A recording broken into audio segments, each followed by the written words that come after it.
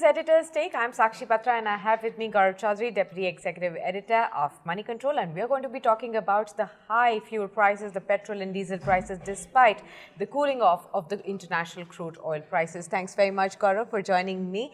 Now, what we've seen is the crude oil prices have fallen about 30% in the last 7 weeks or so.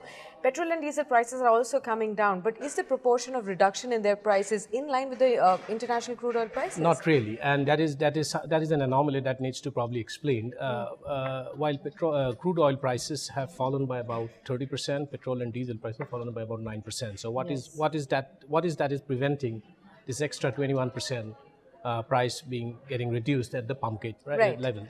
There is a technicality, and there is a price fixation mechanism that is in the way of it, and also I believe that the oil marketing companies probably are absorbing a part of their losses. If you go back to October 4th to be precise, the government had actually cut excise duties and also asked oil marketing companies to absorb the price of petrol and diesel by 1 rupees. Now, I have a feeling that when crude prices are coming down, oil marketing companies are probably trying to offset those losses by not exactly reducing the petrol and diesel prices at pump gate to the extent crude prices have fallen. Having said that, however, if crude prices continue to fall, I would assume that the fall in petrol and diesel prices will be more significant from 5 weeks from now, because by that time they would have absorbed the entire losses. Absolutely, and going forward, we've already talked about the high VAT prices, how different state prices and the center prices, which is actually contributing to higher tax of the actual fuel prices of petrol and diesel when you come about. Why is there not an excitement between the governments that why do they not want to pass on the benefits of softer crude prices? One of the reasons that petrol and diesel prices are high is also because of a very inverted duty structure, as we have discussed it several times before. In fact, the tax incidence on a liter of petrol is about 45%. When crude prices actually started rising very sharply until October, in the first week of October, the government decided to actually cut excise duty and had also asked state governments to adopt a similar policy. Correct. And many states actually followed by cutting excise duties in their respective states. So that brought down petrol and diesel prices at one go by about 5 rupees per liter. What has, however, happened is that crude prices have now started falling, and as we know, petrol and diesel prices are changed on a daily basis in India since June last year. And that is why the government is now, oil marketing companies are reducing petrol and diesel prices by a few paisa every day. But do you think that daily revision of prices is the right policy framework that we have adopted? Is it as transparent as it is made out to be? So there is a bit of an anomaly there. While petrol and diesel prices are changed daily, that daily change is actually based on a 15-day average.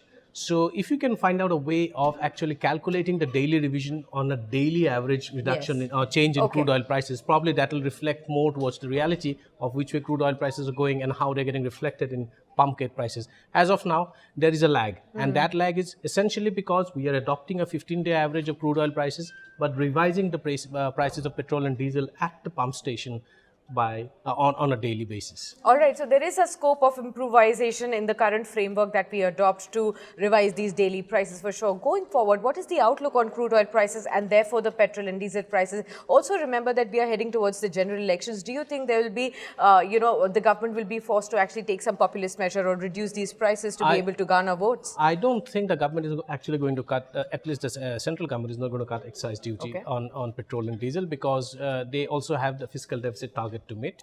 And last time when they cut it, every 1 rupee excise duty cut in central excise duty cut in petrol and diesel actually results in a revenue loss of about 13,000 crore.